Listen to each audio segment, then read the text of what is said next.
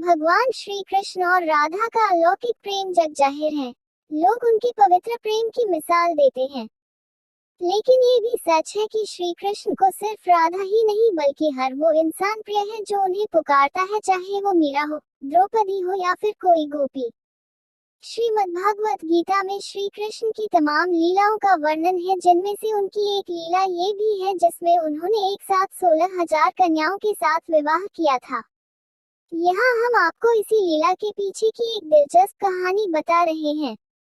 दरअसल ये वो कन्याएं थीं जिन्हें एक राक्षस ने कैद कर रखा था।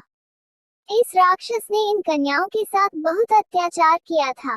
बताया जाता है कि नरकासुर नाम के राक्षस ने अमृतत्व पाने के लिए 16,000 कन्याओं की बलि देने के लिए कैद किया था। जब भगवान को इस बात की भनक लगी तो वह राक्षस की नगरी जा पहुंचे और सभी कन्याओं को छुड़ाकर उनसे विवाह रचाया। अब सवाल ये है कि आखिर प्रेमिका राधा और 8 पटरानियां होते हुए भी भगवान ने क्यों इन कन्याओं से विवाह रचाया था। पत्नी सत्यभामा की मौजूदगी में रचाए थे 16,000 विवाह। भागवत गीता के अनुसार प्रागज्योतिषपुर नगर के राजा नरकासुर नामक दैत्य ने अपनी माया शक्ति से इंद्र, वरुण, अग्नि, वायु आदि सभी देवताओं को परेशान कर रखा था। वह संतों को भी त्रास देने लगा था। उसने राज्यों की राजकुमारियों और संतों की स्त्रियों को भी बंदी बना लिया था। जब उसका अत्याचार बहुत बढ़ गया तो देवता व ऋषि मुनि भगवान श्री कृष्ण की शरण में गए।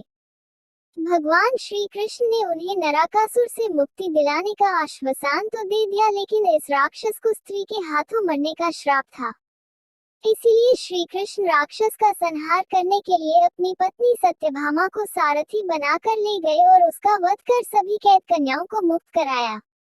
तभी ये सभी 16 कन्याएं श्री कृष्ण से कहने लगी कि आपने हमें मुक्त तो कराया, लेकिन अब हम जाएंगे कहाँ, क्योंकि इस राक्षस ने हमारे परिजनों को पहले मार दिया है। इनमें से कुछ कन्याओं के परिजन जिंदा थे जो उन्हें चरित्र के नाम पर अपनाने से इनकार कर रहे थे। तब भगवान ने इन सभी कन्याओं की व्यथा सुनी और सभी से एक साथ विवाह रचाया। इस दौरान भगवान ने एक साथ 16,000 रूप रखे थे। नरकासुर के वध के उपलक्ष्य में ही मनाई जाती है नरक चतुर्दशी।